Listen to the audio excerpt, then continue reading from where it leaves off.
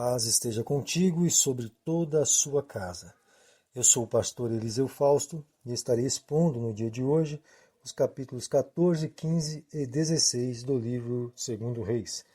No capítulo 14, o autor volta a falar sobre o reino de Judá, o Israel do Sul, e nos informa que o novo rei foi Amazias, filho de Joás. Esse novo rei de Judá, chamado Amazias, foi descrito como um rei que agiu de acordo com os mandamentos do Senhor, com exceção de ter deixado os santuários idólatras entre o povo. O autor menciona que quando ele já estava estabelecido no poder, matou os oficiais que assassinaram o seu pai, mas não matou os filhos deles em obediência ao mandamento do Senhor, descrito em Deuteronômio capítulo 24, versículo 16, onde a lei diz para não matarem os filhos por causa do pecado dos pais. Ele também conquistou uma cidade edomita. Depois desses relatos, o autor nos informa que ele decidiu guerrear contra os seus irmãos israelitas do norte. Porém, o rei de Israel, Jeoás, o orientou sobre a incapacidade dele e de seu exército em vencê-los nessa batalha.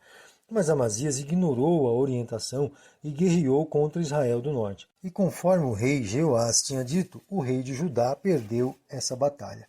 A consequência dessa guerra entre os dois reinos irmãos foi uma invasão do povo norte a Jerusalém, destruindo parte do muro da cidade e levando ouro, prata e utensílios do templo para Samaria. Ao concluir esse embate entre irmãos, o autor nos informa que o rei de Israel do norte morreu antes do rei de Judá, e seu filho Jeroboão II começou a reinar, como já havia informado no capítulo anterior. Depois desse fracasso na guerra contra o rei de Israel do norte, o rei de Judá, Amazias, voltou para Jerusalém, foi vítima de uma conspiração e fugiu para uma cidade chamada Laques. Porém, os conspiradores perseguiram ele até essa cidade e o mataram. Seu filho Uzias foi proclamado rei em seu lugar. Após essa breve história sobre o novo rei de Judá, o autor nos conduz de volta ao reino de Jeroboão II em Israel do Norte. A informação que ele nos deu sobre esse novo rei de Israel é que foi um mau rei como os demais reis de Israel Norte. E um dos feitos que realizou foi ter conquistado de volta algumas terras. E essa recuperação de terras, segundo o nosso historiador, foi predito pelo profeta Jonas. É isso mesmo, o mesmo profeta que profetizou sobre Nínive. Bom, a profecia é explicada com a descrição de que Jeroboão II foi usado por Deus para socorrer Israel nesse momento de grande crise que estavam vivendo. Depois que Jeroboão II morreu, seu filho chamado Zacarias reinou em seu lugar. Vamos ao capítulo 15. O autor inicia o capítulo nos informando sobre o reino do sul e o reinado de Uzias. Antes, porém, deixa eu esclarecer algo sobre o nome desse monarca. Nas nossas versões, no livro de 2 Reis, o nome que aparece é Azarias. Já nos livros de Crônicas e Isaías, esse mesmo monarca é chamado de Uzias. Talvez Azarias seja um outro nome pelo qual ele era conhecido. O que é relatado sobre Uzias nesse capítulo revela que foi um bom rei, porém não destruiu os santuários idólatras, talvez para não perder a popularidade. O autor nos informa que ele recebeu como consequência por ter agido arrogantemente diante de Deus uma lepra que o fez viver isolado por muitos anos antes de sua morte. A atitude arrogante desse rei está registrada em 2 Crônicas, capítulo 26. Ele reinou por 52 anos em Judá, como já mencionei, e após sua morte, seu filho Jotão reinou em seu lugar. O autor só retornará a comentar sobre Judá no final do capítulo. O autor passou a relatar os novos reis de Israel Norte. O primeiro mencionado foi Zacarias, que agiu perversamente em Israel e recebeu como sentença ter sido assassinado no meio do povo. E com ele foi finalizado o último descendente de Jeú, a quarta geração. O próximo rei mencionado foi o assassino de Zacarias, Salum, que reinou apenas 2 meses em Israel, sendo morto e substituído por Manaém, que iniciou seu reinado destruindo uma população inteira por se recusarem a servir a ele, e ainda rasgou o ventre das mulheres grávidas de tão cruel que era esse rei. Mas o rei da Assíria, chamado Pul ou Tiglat-Pileser III, invadiu pela primeira vez a cidade de Israel do Norte, que estava sob o reinado de Manaém, E ele, muito astuto que era, explorou os ricos do reino, exigindo que pagassem 600 gramas de prata a cada um e presenteou o rei da Assíria com 35 toneladas de prata para que não fosse retirado do poder e com isso conseguiu afastar o rei da Assíria de Israel, mas se tornou, de certa forma, súdito do rei da Assíria. Quem reinou depois de Manaém foi seu filho, Pecaías, que teve um breve período de reinado, apenas 2 anos, e foi morto por Peca, que reinou em seu lugar. Durante o reinado de Peca, o rei da Assíria, Tiglat-Pileser III, invadiu Israel novamente, e dessa vez conquistou as regiões antes do Jordão e todo o território de Naftali, levando consigo muitos israelitas cativos para a Assíria. Nesse período, o rei de Samaria, Peca, foi assassinado e quem assumiu o poder foi Oséias, que foi o último rei de Israel do Norte.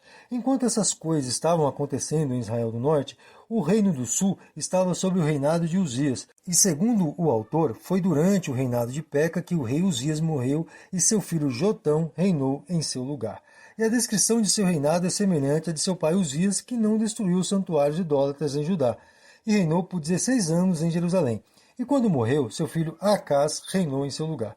No capítulo 16, o rei Acás recebe a atenção de nosso autor, e segundo o relato do início do capítulo, ele não agiu de acordo com Davi, mas fez o que era mal aos olhos do Senhor.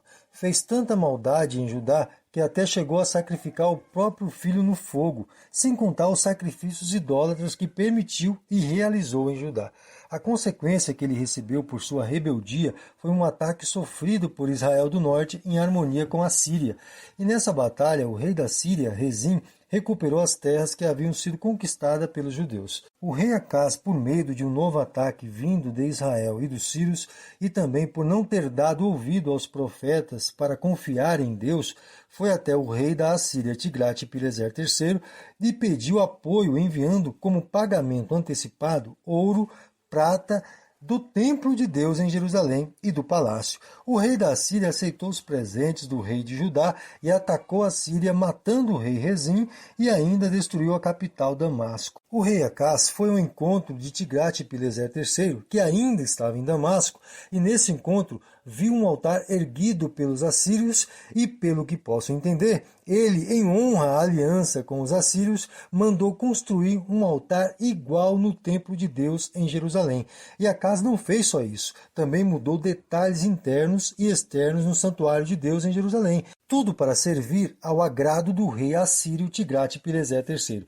O capítulo termina com a descrição da morte de Acás e o anúncio de que seu filho Ezequias reinou em seu lugar. Nesse dia de meditação, você pôde contemplar junto comigo o quão tolerante foi o nosso Deus com esses reis sem compromisso com sua palavra. Eles somente adoravam e buscavam a Deus quando alguma dificuldade não era solucionada e entravam em completo desespero.